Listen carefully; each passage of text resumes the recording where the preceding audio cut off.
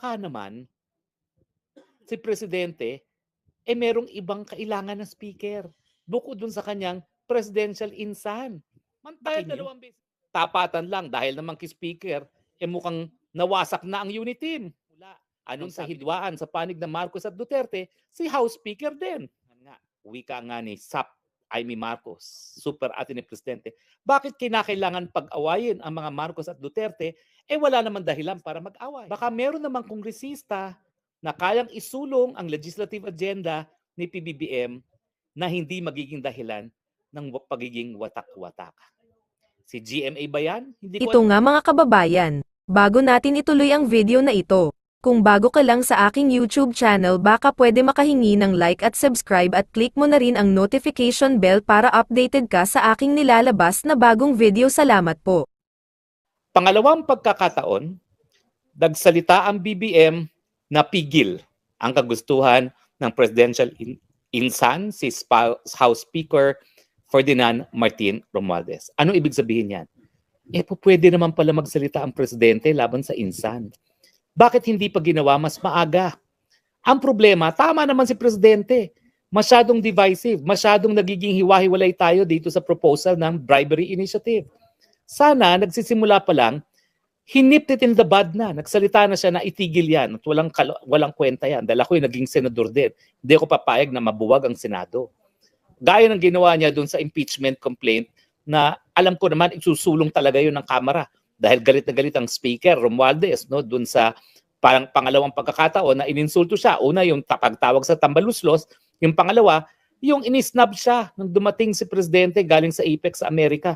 Kitang-kita na lahat na isnab siya.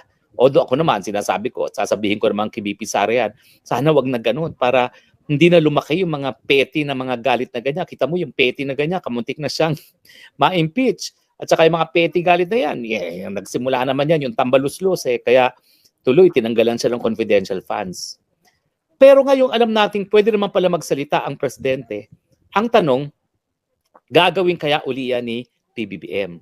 At siyempre, ano naman ang implikasyon niyan sa liderato ni Speaker Martin Romualdez sa Kamara? Well, unang-una, hindi naman sikreto siguro na siya'y hinalal na speaker dahil siya'y presidential insan. Hello, hindi naman siguro dahil yan sa kanyang karanasan bilang mambabatas, no? Yan po talaga ay dahil siya ang napili ng presidente. Sa kasaysayan naman po ng Pilipinas, pagdating sa House Speaker, talaga naman pong presidente ang nasusunod dyan. At siyempre, sino pang pagkakatiwala ng presidente kundi kanyang presidential insan na kasama niyang lumaki. So, ano ngayon ang iisipin ng mga kongresista na sa pangalawang pagkakataon, parang binaliwala ng presidente ang ninanais ni Speaker Romualdez? Ako talaga, kung hindi siya nagsalita na itigil ang impeachment kay Inday Sara, alam ko itutuloy ni Speaker. At kung hindi talaga sinabi ni Presidente itigil yang pirma initiative na yan, itutuloy pa rin nila yan. So anong nasa isipan ngayon ng mga mambabatas? Abay baka hindi sapat na presidential insan si Speaker Romualdez.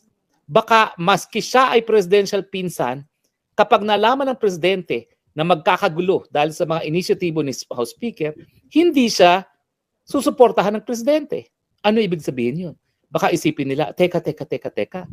Baka hindi totoo na dapat ko siyang suportahan bilang speaker dahil may suporta siya ng presidente. Dahil ngayon, nakita natin sa pangalawang pagkakataon, gustong-gusto niya gawin itong pirma, yung bribery initiative, tinutulan ng ating presidente. So ang papasok sa isipan nila, baka naman si presidente, merong ibang kailangan na speaker bukod dun sa kanyang presidential insan. Dahil dalawang beses niya binaliktad ang kagustuhan ng kanyang presidential insan. Isang version yan. Baka mag-isip sila na baka naman may iba pang mga kongresista ang pwedeng magsulong ng agenda ni Presidente PBBM na hindi rin magiging dahilan para magkawatak-watak. Mantakin nyo. Tapatan lang dahil naman kay Speaker, mukhang nawasak na ang unit team.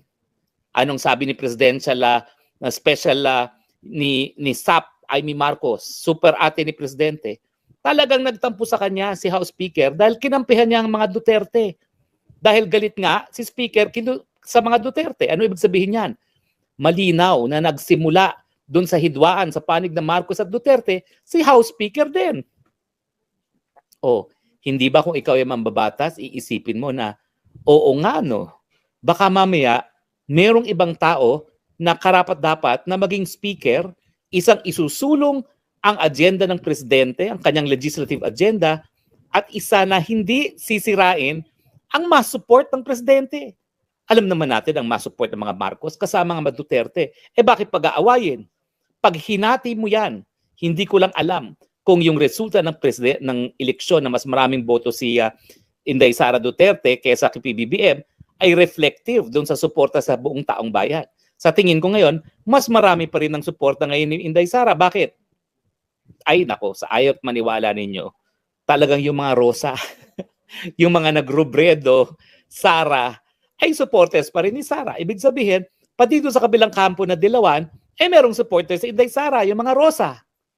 So pag pinagsama-sama po yan, bukod pa doon sa mga loyalist ng Duterte, abay, mas malakas po talaga ang puwersa ng Sara Duterte. Ang tanong, bakit naman kinakailangan nga, wika nga ni Amy Marcos, super ate ni Presidente, bakit kinakailangan pag-awayin ang mga Marcos at Duterte, wala naman dahilan para mag-away. Diba?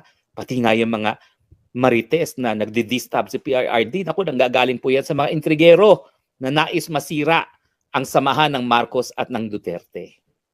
So baka panahon na mag-isip ang mga kongresista. Baka meron namang kongresista na kayang isulong ang legislative agenda ni PBBM na hindi magiging dahilan ng pagiging watak-watak. Si GMA ba yan? Hindi ko alam kasi hindi ako ngayon kongresista.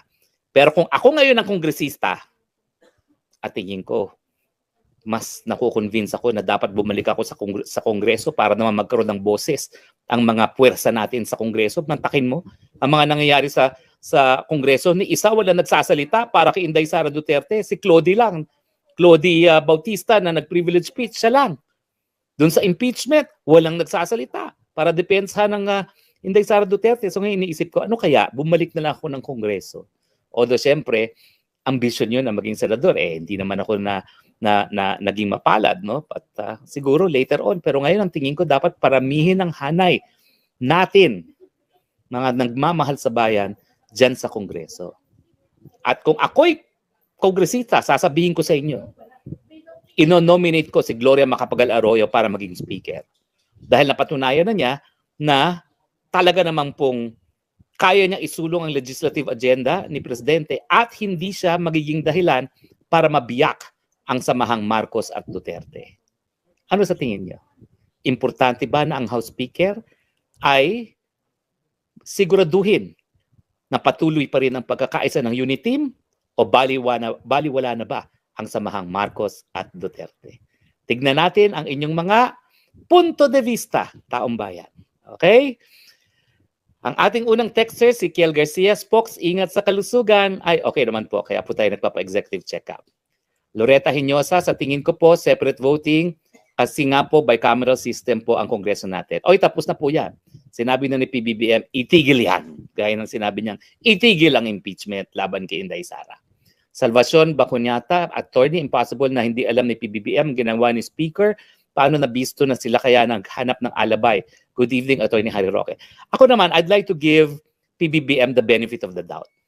Na talagang pag hindi na talaga pwedeng suportahan, alam niyang masasaktan ng kanyang pinsan. Di ba? Ang kwento ni Senate President Zubiri, naging colorful at lively ang kanilang discussion ni Speaker mismo. Bagamat hindi niya sinabi kung ano talaga ang mga nabanggit sa usapan na yan. Pero I could imagine na talagang naninindigan si Speaker doon sa gusto niya na maamenda ng saligang batas na bubugin talaga ang Senado. Okay? Loretta Tokita, good evening, Attorney Harry Roque. Hindi po nila kayang i-impeach ang mahal nating VP Sara Duterte dahil taong bayan po ang nagboto watching from Tokyo, Japan. Alam niyo po, sa Kongreso, kaya nilang impeach. Ang issue, makukonvict ba sa Senado? Pero siyempre, just to embarrass, pwedeng gawin yan. And the Speaker, dahil nga hawak niya lahat ng proyekto ng mga kongresista, will have the numbers. Pero si PBBM na rin po nagsabi, tigil yan. Kung ikaw ay kongresista, sino susundin mo? Presidente o House Speaker? Siyempre, Presidente. Kiel Garcia, Spox, kala ko under the size of BBM, di kaya dikta ni Lisa. Hindi ko lang po alam kung anong posisyon talaga ni Lam. Mac, kasi nabunyag ang incentives kaya nagsalita si BBM. Ay talaga naman pong incentives o bilihan, nakakahiya po yun. No? Aw Advincula Kahara, nagsalita na kasi si Sen Aimee, kaya sunod na lang si PBBM. Mukhang duda po ako dyan.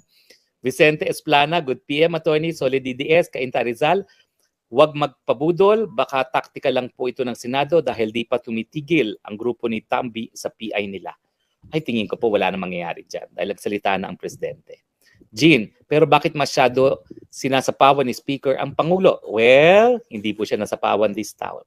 He was overruled. Yan po ang nangyari. The Speaker was overruled in the same way that he was overruled pagdating sa impeachment ni Inday Sara. Morbid Angel, dapat bantayan ng mabuti ang pag-amendahan ng konstitusyon o saligang batas. Mahilig pa sumingit ang Kongreso tulad sa proposed national budget. Kung economic provision lang, dapat hanggang doon lang. Well, sa tingin ko nga po, ang paniniwala ko, tama na yung Public Service Act amendments. No? No more Marcoses, no to Chacha, period. Tingin ko po, patay na rin yan, Chacha. Nung nagsalita ng ganun si Presidente, patay na po yung Chacha na yan. Boywin Andrales Ragsag, kung ako ay tambaluslos, pukusan nila ang pagbaba ng presyo ng bigas para mabawasan ang nagugutom. Si Castro at si Tambaluslos naman, attorney, prang lang siya naghila ng barko sa kalsada.